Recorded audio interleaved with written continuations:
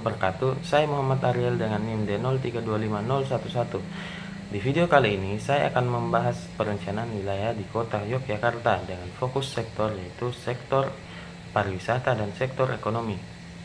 Analisis dilakukan dengan menggunakan dua metode, yaitu listing persoalan dan SWOT, untuk mendapatkan hasil yang komprehensif.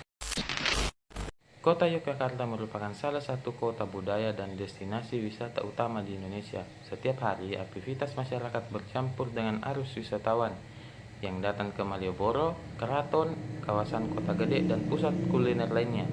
Di balik pesona budayanya, Yogyakarta memiliki dinamika ekonomi yang sangat dipengaruhi oleh perkembangan pariwisata.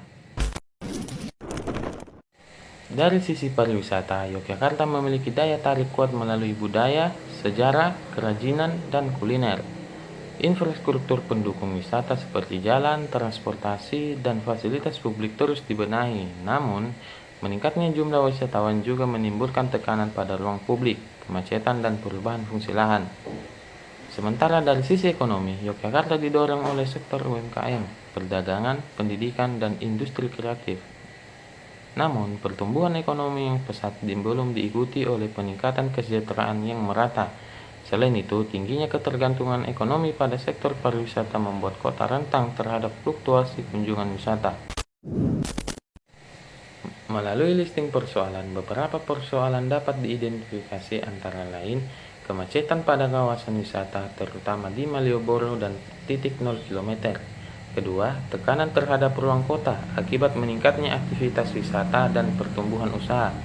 Ketiga, ketimpangan pendapatan, terutama pada pelaku ekonomi berbasis wisata dan sektor lainnya. Empat, ketergantungan ekonomi pada pariwisata, sehingga kota rentan saat kunjungan wisatawan menurun. Kelima, kenaikan biaya hidup, khususnya pada sektor hunian, akibat komersialisasi ruang kota. Persoalan-persoalan tersebut menunjukkan adanya keterkaitan antara dinamika pariwisata dan kondisi ekonomi di Yogyakarta. Analisis SWOT memberikan pemahaman yang lebih struktural, kekuatan, daya tarik budaya, sejarah, dan kuliner yang ikonik.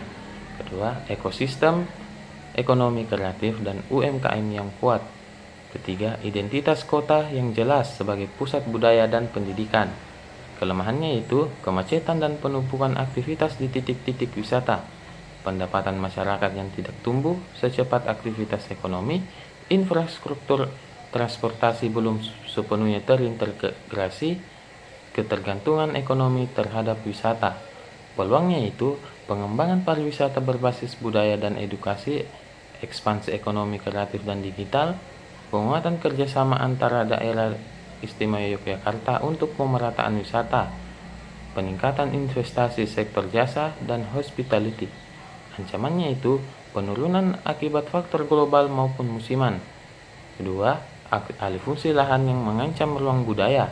Ketiga, tekanan urbanisasi dan meningkatnya biaya hidup. Keempat, degradasi nilai budaya akibat komersialisasi berlebihan. Berdasarkan kedua metode tersebut, beberapa isu prioritas yang dapat dirumuskan yaitu efisiensi mobilitas di kawasan wisata yang menghambat pengalaman wisatawan dan aktivitas ekonomi masyarakat. Kedua, tekanan ruang kota akibat perkembangan pariwisata dan aktivitas ekonomi yang meningkatkan risiko alih fungsi lahan serta penurunan kualitas lingkungan. Ketiga, ketergantungan ekonomi pada pariwisata yang menimbulkan kerentanan terhadap gejolak penurunan kunjungan wisatawan.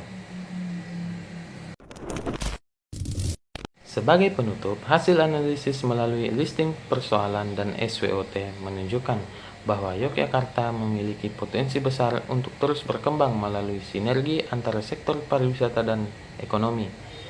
Namun, kota ini juga memerlukan strategi perencanaan yang mampu menjaga identitas budaya sekaligus mendorong pemerataan ekonomi.